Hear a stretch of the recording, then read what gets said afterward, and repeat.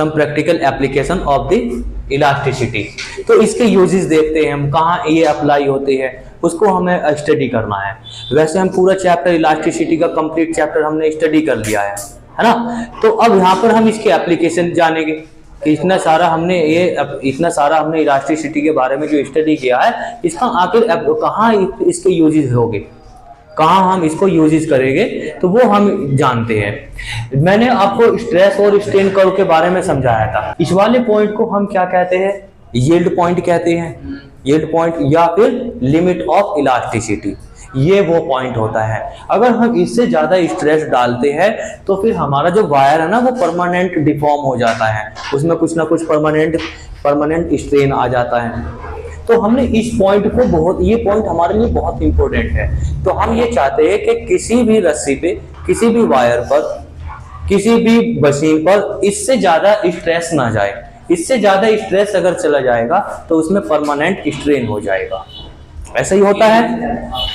अब इसके यूजेस देखिए, इसको कैसे यूज करते हैं इस ग्राफ को। सबसे पहले हम रस्सियां बनाते हैं, क्रेन की रस्सी बनाते हैं, लिफ्ट की रस्सी बनाते हैं, मेटल की रस्सी होती है वो। तो जब उन रस्सियों को बनाना चाहते हैं हम, तो हम ये चाहते हैं कि वो बहुत मजबूत हो, बहुत ज्यादा मजबूत हो और वो कभी भी ना टूटे, ऐसे ही बनाएंगे हम। तो हमारी एक 1000 किलो की लिफ्ट है, मान लीजिए 1000 किलो की हमारी एक लिफ्ट है,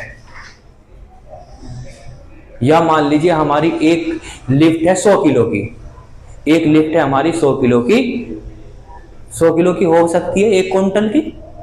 तो हमारे पास एक 100 किलो की लिफ्ट है। अब उस लिफ्ट को ऊपर नीचे चलना है, उसमें हम भी जाएंगे और सामान भी जाएगा, वो ऊपर नीचे जाएगा।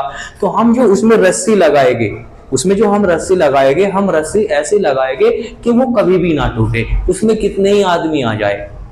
तो हम एक रस्सी ऐसे लेकर के आते हैं कि जो 1000 किलो वजन को भी सह सकती है, 1000 किलो वजन को भी सह सकती है। तो हम मार्केट में जाएंगे और मार्केट में जाकर के कहेंगे कि हमें एक रस्सी ऐसी दे दो जो 1000 केजी वेट को भी सह ले, बर्दाश्त कर ले। ठीक है, वो दे देता है हमें, लेकिन वो हमसे पूछ लेता है कि आपको इस रस्सी से उठाना क्या है। तो हम उससे कहते हैं कि हमें ना 100 किलो की एक लिफ्ट उठानी है। तो फिर वो तुरंत दुकानदार कहता है कि 100 किलो की जो आप इस रस्सी को लेकर के जा रहे हैं और आपकी लिफ्ट है 100 किलो की और आप लेकर के जा रहे हैं 1000 किलो वाली, तो आप इसे क्यों लेकर के जा रहे हो? मैं तुम्हें दूसरी रस्सी देता हूं, वो रस्सी जो है 200 किलो वजन उठा सकती है और आपकी लिफ्ट 100 किलो की है। तो वो तो दूसरी रस्सी है, वो तो डबल उठा रही है, तो आप उसे लेकर के चले जाओ, आपके पैसे कम लगेंगे। अगर आप 1000 किलो वाली रस्सी खरीदोगे तो वो आएगी आपकी 50,000 की, और 200 किलो वाली खरीदेंगे तो वो आएगी 5,000 की। तो कितना प्रॉफिट हो रहा है? तो बताइए कौन सी रस्सी खरीदोगे आप? 1000 किलो वाली। खतरा है इसमें, कभी लिफ्ट ही टूट जाए, है ना। तो हमें सेफ्टी रखनी है, तो हमें सेफ्टी रखने के लिए हमें अच्छी से अच्छी रस्सी का चुनाव करना पड़ेगा। अच्छी से अच्छी रस्सी सेलेक्ट करेंगे हम, ठीक है। तो इसमें बहुत से ये भी बता सकते हैं, जैसे अभी आपने बताया कि हम 1000 किलो वाली रस्सी को सेलेक्ट करेंगे, लेकिन कुछ दूसरा कहेगा कि कहाँ 100 किलो की लिफ्ट के लिए क्यों 1000 किलो वाली ले रहे हैं, और कौन सा उसमें हम डेली 100 किलो वजन आ रहा है, उसमें 100 किलो आदमी कोई ना आएंगे, है ना। उसमें ज्यादा एक आदमी आ जाएगा, 2 आ जाएंगे, 3 आ जाएंगे, तो ज्यादा नहीं। हम सोच रहे हैं कि ज्यादा से ज्यादा उसमें 150 किलो वजन आ जाएगा, ज्यादा से ज्यादा तो नहीं आएगा, ऐसा हम सोच करके चल रहे हैं, है ना। तो फिर हम सोचते हैं कि हम 500 वाली लगा लेते, कोई सोचता है 600 वाली लगा लेते हैं कि 600 ऐसी रस्सी लगा लेते हैं जो 600 केजी को सह दे, है ना। तो ये एक कंफ्यूजन है, एक डिस्टर्बेंस है। तो इसका ना सभी इंजीनियर्स ने मिलकर, सभी साइंटिस्टों ने मिलकर ने एक नियम बनाया कि हम कैसे सेफ्टी लिमिट सेलेक्ट कैसे करेंगे। तो उन्होंने ये बनाया नियम कि हम 1:10 रेशो सेलेक्ट करेंगे। 1:10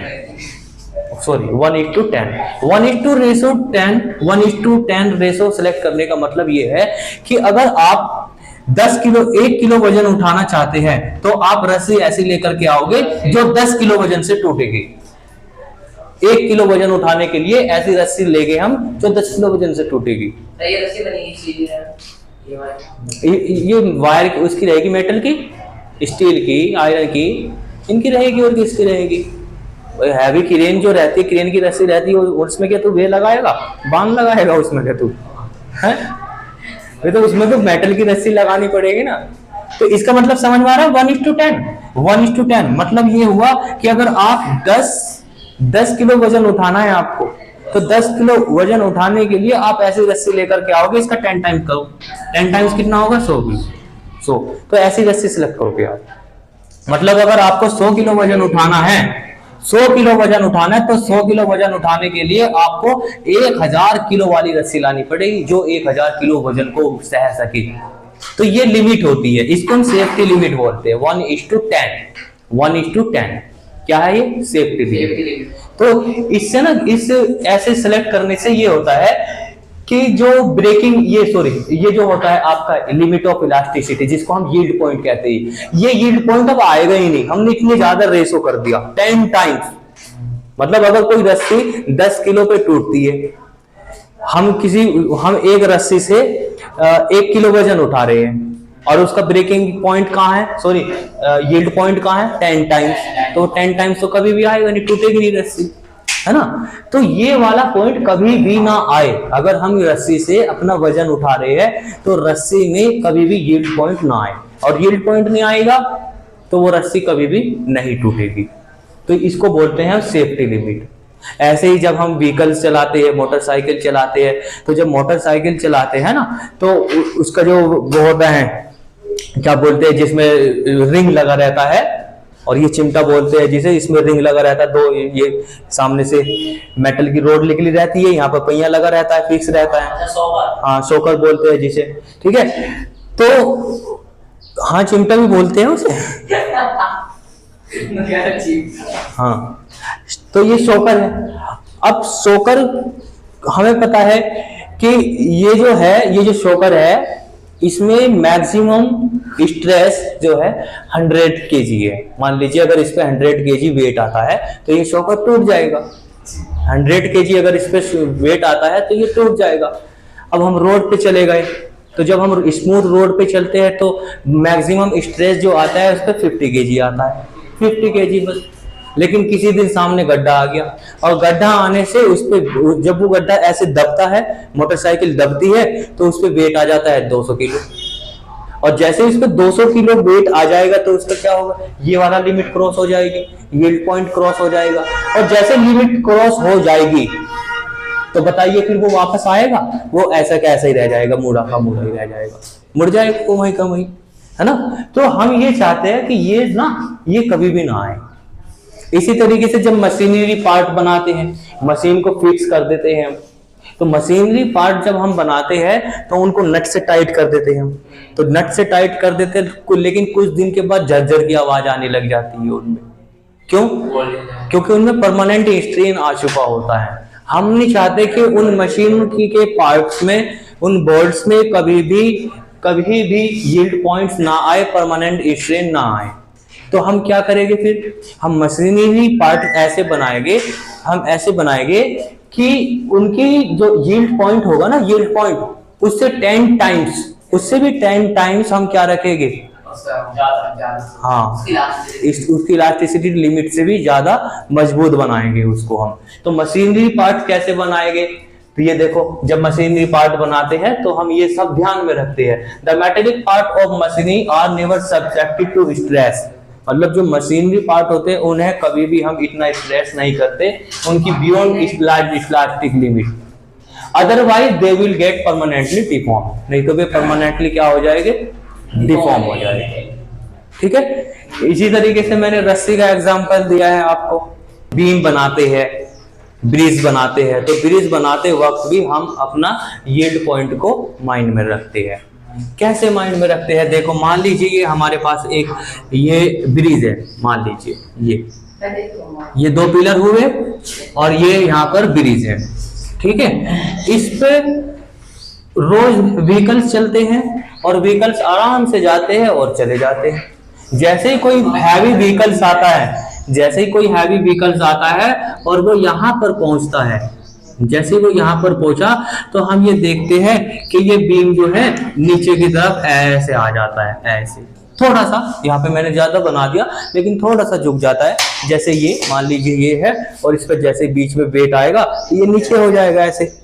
तो ये जो लेंथ थी पहले कितनी थी लेंथ, ये लेंथ सपोज दैट पहले कितनी थी L, लेकिन अब आप इसे मेजर करोगे क्या ये L ही रहेगी? आंसर है इसमें कुछ ना कुछ डेल्टा L प्लस L हो जाएगी ये लेंथ। तो हम ये चाहते हैं कि ये लेंथ कम से कम हो और आप देख रहे हो कि ये नीचे की तरफ कुछ ना कुछ, ये इसको बोलेंगे हम डिप्लीशन, इसको बोलेंगे हम डिप्लीशन। तो ये क्या, इसको क्या बोलते हैं हम? डिप्रेशन, इसको बोलेंगे हम डिप्रेशन। क्या बोलेंगे भाई हम? और इस डिप्रेशन को डिनोटेड किया जाएगा डेल्टा से। तो हम ये चाहते हैं कि ये डिप्रेशन कम से कम हो, यानी कि पुल हमारा कम से कम जाए नीचे। जैसे यहाँ पे 1000 किलो की कोई बस आई, वो बस आने से ये जो बीम है ये नीचे की तरफ दबा और बस चली गई, फिर ये बीम वापस आ गया। क्यों वापस आ गया? क्योंकि हमने उस पर इतना स्ट्रेस डाला ही नहीं, हमने इतना स्ट्रेस डाला है, यील्ड पॉइंट आने ही नहीं दिया। और जब यील्ड पॉइंट नहीं आया तो इतना स्ट्रेस आया, जैसे बस चली गई स्ट्रेस हटा तो ये वापस पुल अपनी पोजीशन में आ गया। तो जैसे इस पे वेट आता है ये नीचे की तरफ दबता है, बस चली जाती है, फिर पुल वहीं पे आ जाता है। क्यों? क्योंकि यील्ड पॉइंट आपने क्रॉस नहीं किया। समझ रहे हो? ये पुल है, ब्रिज है, यहाँ पे बस आई, ये ऐसे दबा चली गई, ये वापस यहीं पे आ गया अपनी ओरिजिनल पोजीशन पे। तो हम यील्ड पॉइंट को ध्यान में रख रहे हैं, कभी भी वो यील्ड पॉइंट ना है, ये मिनिमम हो, डिस्पर्जन सॉरी डिप्रेशन ये हमारा कम से कम हो। लेकिन एक दिन बाई चांस मान लीजिए इस पे हैवी ट्रक आ गए, 10 टायर के, 18 टायर के जो होते हैं वो, और उसमें लोहा भरा हुआ है, सरिये भरे हुए हैं, उसमें आयरन भरा हुआ है काफी सारा। तो फिर क्या होगा? फिर इस पे कितना वजन आ जाएगा? इस पर तो बहुत ज्यादा आ गया और ये लिमिट क्रॉस हो जाएगी। और जैसे ये लिमिट क्रॉस हो जाएगी तो ये जो ब्रिज है परमानेंट ऐसे नीचे बैठ जाएगा और वो ट्रक आगे चला जाएगा, ये यहीं का यहीं रह जाएगा, ये बैठ गया नीचे। टूट भी सकता है, अगर यहाँ पहुंचेगे तो टूट जाएगा, और यहां तक स्ट्रेस डाला है तो ये ऐसा का ऐसा ही रह जाएगा। और ऐसा होता है, अगर आप पुल का मुआयना करोगे बहुत से पुल नीचे की तरफ डिफॉर्म हुए आपको मिलेंगे। क्यों? क्योंकि उन पर ज्यादा स्ट्रेस आ चुका होता है। तो हम ये चाहते हैं कि उन पर ज्यादा से ज्यादा स्ट्रेस ना आए कोई बात नहीं, लेकिन डिजाइन ऐसा करे कि उसमें उसका जो यील्ड पॉइंट है बहुत दूर हो। यील्ड पॉइंट कैसा होना चाहिए? उसका बहुत दूर होना चाहिए। और वो यील्ड पॉइंट को इंजीनियर पढ़ता है, इंजीनियर स्टडी करता है और उसे पता है कि इस पुल का यील्ड पॉइंट कहाँ है, और उसी के अकॉर्डिंग फिर वे बोर्ड लगा देते हैं कि इस पे हैवी व्हीकल्स अलाउ नहीं है। क्योंकि इंजीनियर्स को पता है इस पे हैवी व्हीकल्स आएगा तो लोड ज्यादा आ जाएगा, यील्ड पॉइंट क्रॉस हो जाएगा, और यील्ड पॉइंट क्रॉस हो जाएगा तो ये पुल परमानेंट डिफॉर्म हो जाएगा। ठीक है, तो इसको कम करने के लिए बड़ी मेहनत से एक फॉर्मूला बनाया गया, डिप्रेशन का फॉर्मूला बनाया, और ये डिप्रेशन का फॉर्मूला है बच्चों, ये डेल्टा इज इक्वल टू ये, हाँ डेल्टा, इसको हम डिप्रेशन बोलेंगे। ये डिप्रेशन, हाँ डेल्टा से, डेल्टा ये भी होता है, अब से ध्यान रखना। ये कह रहे हैं ना, ये भी होता है, ये तो ये भी होता है, छोटे बड़े का भी तो फर्क है ना। हाँ, ये छोटी ABCD में ये डेल्टा है। सिग्मा आपने ये भी पढ़ा है, सिग्मा हम ये भी पढ़ेंगे। सिग्मा ना वो तो समीकरण हो है, सिग्मा बोलते हैं उसे। तो वेट कम रखना चाहिए हमें, अगर इस पे डिप्रेशन कम लेना है, इस पुल का डिप्रेशन कम रखना है तो वेट कम आना चाहिए इस पे। अच्छा, इसी बात को हम अपने छतों में भी यूज करते हैं। जब हम लेंटर डालते हैं तो लेंटर नहीं है ये लेंटर डला हुआ है, अगर ये लेंटर इस पे ज्यादा वेट आ जाएगा तो ये लेंटर हम देखते हैं नीचे की तरफ बैठ जाता है नीचे, फिर ऊपर छत पे पानी भरता है बीच में। अगर काफी बड़ा लेंटर बनाएंगे हम, तो काफी बड़ा लेंटर बनाएंगे तो वो बीच में से बैठ जाता है। वो कैसे बैठता है वो इस फॉर्मूले से हम बता सकते हैं वो कैसे बैठता है। ठीक है, और हम चाहते हैं कि वो बैठे ना, बीच में डिप्रेशन ना आए। और बीच में डिप्रेशन ना आए तो हमें देखो किन किन बातों का ध्यान रखना पड़ेगा। अगर डिप्रेशन आप कम चाहते हैं तो लोड कम होना चाहिए, उस पर वेट कम होना चाहिए, क्योंकि इन दोनों का डायरेक्ट रिलेशन है। दूसरी बात, जो आपने बीम बनाया है उस बीम की लेंथ अगर आप ज्यादा रखोगे तो डिप्रेशन भी ज्यादा हो जाएगा। कैसे? अगर बीम की लेंथ 1 सेलेक्ट की है तो डिप्रेशन कितने टाइम आएगा? 1 टाइम्स। और डिप्रेशन अगर आपने लेंथ को 2 टाइम्स किया है, 2 रखो, एल के प्लेस पे 2 रखो, कितना हो जाएगा? 8। तो डिप्रेशन कितने टाइम बढ़ जाएगा? 8 टाइम्स। यहां पर अगर लेंथ की वैल्यू आप 3 सेलेक्ट करोगे तो बताइए कितना हो जाएगा टोटली? 3 की 27। तो डिप्रेशन कितने टाइम्स बढ़ जाएगा? 27। तो हमें क्या करना चाहिए कि जब हम बीम बनाएंगे ना तो उस बीम की लेंथ या फिर लेंटर की लेंथ कम से कम हो। ज्यादा कर दोगे तो डिप्रेशन बढ़ने के चांस ज्यादा हो जाएंगे। क्लियर है? तो ये लेंथ जो है हमारी कम से कम हो, ये लेंथ। अच्छा, दूसरी बात, फिर ये आ जाता है वाई। अब ये वाई क्या है? वाई पे काम कर लेते हैं। यंग्स मॉडुलस होता है, मतलब हमें अब बताइए यंग्स ज्यादा होना चाहिए या कम होना चाहिए? वाई की वैल्यू ज्यादा रखेंगे तो हमें ऐसे मटेरियल को सिलेक्ट करना चाहिए जिसका वाई ज्यादा हो। और ज्यादा वाई किसका है? स्टील का। तो स्टील को यूज करना चाहिए, उससे क्या होगा? डिप्रेशन कम हो जाएगा। लेकिन हम स्टील को यूज नहीं करते because it is costly, we use only iron. ठीक है, आयरन भी सही है, आयरन का भी यंग्स मॉडुलस बहुत ज्यादा होता है, देखना आप, आपकी किताब में लिखा हुआ है। तो हम आयरन यूज कर लेते हैं पुल जब बनाते हैं या फिर बीम बनाते हैं। उसके बाद ये क्या है? B4 है ब्रेथ हमारा, और D4 है हमारी डेप्थ। ये हाँ डेप्थ, जैसे इसे समझिए बीम ऐसा ही होता है ना, ये तो लेंथ हो गई, ठीक। ये होगी आपकी ब्रेथ, ये सामने से जो दिख रही है ये ब्रेथ है आपकी। ये इसे अगर मैं यहाँ पे बनाऊंगा तो ये इस तरीके का दिखेगा आपको। लो ये रहा बीम आपका।